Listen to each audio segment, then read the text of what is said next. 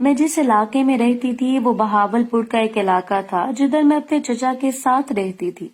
ہمارا گھر کافی بڑا تھا اور تقریباً 2 کنال پر مشتمل تھا۔ میرا نام شازیہ ہے، میں کالج جاتی تھی۔ میرا کالج شہر میں تھا، اس لیے گاؤں سے شہر پڑھنے جاتی تھی۔ میں کافی خوبصورت تھی اور اپنے خاندان کی اکلوتی لڑکی تھی، تبھی سب کی نظریں مجھ پر ہوتی تھیں۔ میں اکلوتی اس وجہ سے تھی کیونکہ میرے امی ابو کی ایک ہی میں اولاد تھی۔ دوسری وجہ یہ تھی کہ چچا کی شادی نہیں ہوئی تھی، تبھی میں سب کی لاڈلی تھی۔ میری عمر 20 سال کی تھی، لیکن میں اتنی پرکشش تھی کہ جو بھی مجھے دیکھتا تھا وہ یہی کہتا تھا کہ میں اپنی عمر سے 3 سال بڑی لگتی ہوں۔ اس کی اصل وجہ میری خوبصورتی تھی جو مجھے حسین بناتی تھی۔ میرے چچا کی ابھی شادی نہیں ہوئی تھی اور گھر کے سبھی لوگ ان کے لیے لڑکی پسند کرنے کا پلان بنا رہے تھے تاکہ کوئی بھی لڑکی ان کو پسند آئے تو ان کی جلدی شادی کر دی جائے۔ پر چچا کی پسند ایسی تھی کہ گاؤں میں کوئی لڑکی اس پر پورا نہیں اترتی تھی۔ میں اکثر ان سے پوچھتی تھی کہ انہیں کیسی لڑکی چاہیے، تو چچا کا یہی جواب آتا تھا کہ ایسی لڑکی ہو جو بالکل مجھ جیسی خوبصورت ہو۔ اس بات پر میں ان سے کافی مذاق کرتی تھی کہ مجھ سے زیادہ حسین کوئی ہو ہی نہیں سکتا۔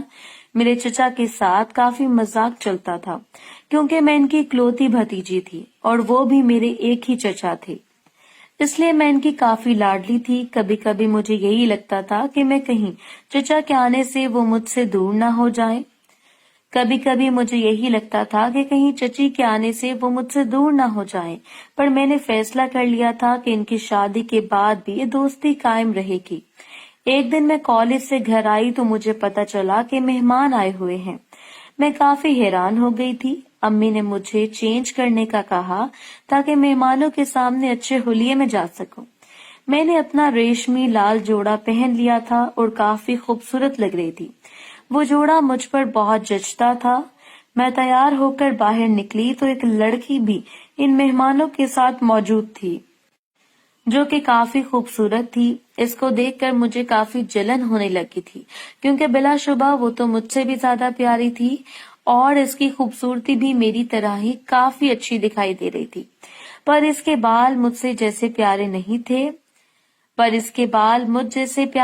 تھے۔ میں نے اسے نیچے سے اوپر تک دیکھا تو جان گئی تھی کہ یہ لڑکی میری ہونے والی چچی ہے۔ میں مہمانوں کو سلام کر کے کچن میں آ گئی تھی تو چاچو باہر سے سامان لے کر گھر آئے۔ آج تو ان کے چہرے کا رنگ بھی بدلا ہوا تھا، وہ تو پورے لال ہو گئے تھے۔ میں جان گئی تھی کہ چچا کو بھی وہ لڑکی پسند آئی ہے، رشتہ پکا ہو گیا۔ چچا اب کافی خوش رہنے لگے تھے اور ہر وقت ہی اس لڑکی سے باتیں کرنے لگے تھے۔ ایک دن چچا کے ہاتھ میں شاپر تھا۔ میں کافی پریشان ہونے لگی، لیکن پھر مجھے لگا کہ اس بار بھی پہلے کی طرح شاپر میں میرے لیے کچھ ہوگا۔ چچا سے پوچھا تو انہوں نے شاپر فوراً ہی الماری میں رکھ دیا اور کہنے لگے کہ اس میں میری ہونے والی چچی کی سالگرہ کا تحفہ ہے۔ میں نے سنا تو میرا موڈ ہی خراب ہو گیا کہ وہ تحفہ چچی کو ملنے جا رہا ہے، پر سوچنے لگی کہ ایسا کیا ہے اس شاپر میں جو چچا مجھ سے چھپا رہے ہیں۔ اب میں نے فیصلہ کر لیا تھا کہ چاچی کا تحفہ دیکھ کر ہی رہوں گی۔ چچا سے میں نے پوچھا کہ مجھے بھی وہ تحفہ دیکھنا ہے، جب چچا نے بات ہی بدل دی۔ مجھے بھی یہ سوچ کر حیرانگی ہو رہی تھی۔ اگلے دن ساری رات چچا گھر نہیں آئے تھے۔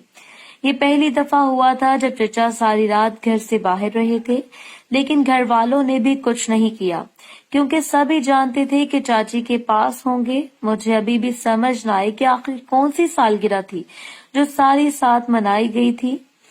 میں نے چچا سے پوچھنے کا فیصلہ کیا اور میری بات سن کر ان کے چہرے کا رنگ اڑ گیا۔ وہ تو مجھے ٹوکنے لگے تھے کہ مجھے ایسی باتیں نہیں کرنی چاہیے اور اپنے کام سے کام رکھنا چاہیے کیونکہ اب ان کی زندگی بدلنے جا رہی ہے اور ان پر ذمہ داریوں کا بوجھ بھی بڑھنے والا ہے۔ میں نے سوچ لیا تھا کہ آئندہ سے چچا سے اس حوالے سے کبھی بات نہیں کروں گی۔ کچھ عرصے بعد ہی چچا اور چچی کی شادی ہو گئی تھی جس میں سب نے خوب ہلا گلا کیا تھا۔ میں بھی کافی زیادہ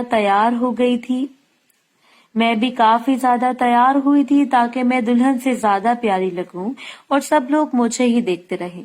مجھے امی نے بھی اب کہا تھا کہ مجھے چچا چچی سے دور رہنا ہے اور انہیں ایک دوسرے کے ساتھ وقت گزارنے کا موقع دینا ہے۔ اس بات پر مجھے بہت غصہ آیا تھا، لیکن میں نے سوچ لیا تھا کہ مجھے بھی اب ان پر دھیان نہیں دینا۔ मैं रोज ही चची को देखने जाती थी, जो कि काफी खुशी खुशी बाहर निकलती थी।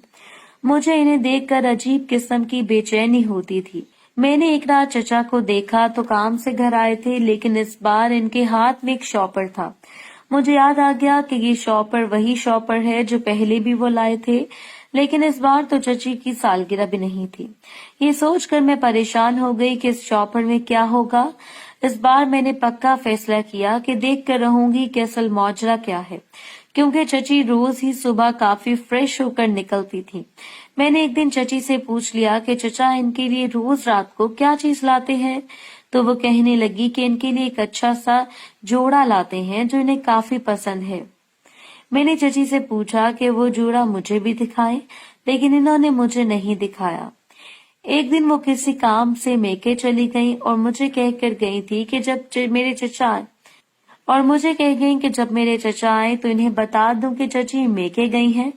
मैंने चचा को इस बारे में कुछ न बताया और चची के जाने का फायदा उठाया इनके रूम में चली गई। अब मेरी नजर उसी शॉपर पे गई। अचानक ही वो शॉपर मेरे हाथ लग गया, जिसमें रेशमी कपड़े थे। मैंने इस कपड़े को देखा तो काफी हैरान हुई थी। वो तो किसी छोटे बच्चे के लग रहे थे। चची के कैसे हो सकते थे, पर वो काफी प्यारे थे। जब भी मेरा मूड इन कपड़े को पहनने का हो गया, यही सोचकर मैंने वो कपड़े पहन लिए थे जो मुझ पर काफी सूट कर रहे थे। मैं खुद को देख देख कर खुश होने लगी थी। अचानक ही दरवाजा खुलने की आवाज आई तो मैं घबरा गई थी कि चचा इतनी जल्दी कैसे आ सकते हैं। इन्हें भी पता चल गया था कि रूम में कोई मौजूद है, लेकिन वो मुझे चाची समझ रहे थे। जब भी चची ने लाइट ऑन न की और वैसे ही पास आने लगी। अब अगर मैं बता देती कि मैं चची की जगह हूँ तो चचा ने मुझे काफी बातें सुनानी थी, और इस होलिये में तो इनके सामने जाना और भी अजीब लग रहा था। चचा चची को ही तस्वुर करते हुए अजीब बातें कर रहे थे, जिससे मेरे होश उड़ गए थे। पर अगर मेरे मुंह से कुछ भी निकल जाता तो चचा ने मुझे पकड़ लेना था। इसलिए मजबूरी के नाते मैंने चचा को वो सब करने दिया। मुझे काफी बुरा लग रहा था, क्योंकि मैं जानती थी कि इस सब के बाद मैं पहले जैसी नहीं रहूंगी। लेकिन मैं खुद पर काफी काबू पाया था और चचा ने काफी देर तक काम किया, जिसके बाद वो सोने लगे थे। मैं जल्दी से वापस अपने रूम में आ गई थी।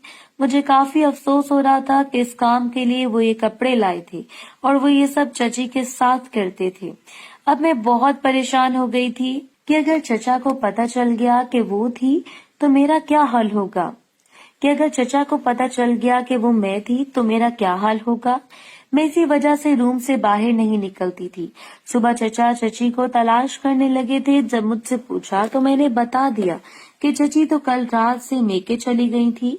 चचा काफी हैरान हो गए थे और शायद सोच रहे थे कि अगर ये बात सच है तो कल रात इनके साथ कौन था।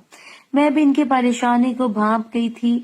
चचा की एक साली थी जो कि इनके साथ काफी अटैच थी, लेकिन चचा को वो जरा भी पसंद नहीं थी। अचानक ही मेरे जहन में इसका ख्याल आया तो कह दिया कि वो इनसे मिलना चाहती थी और चचा का पूछ रही थी।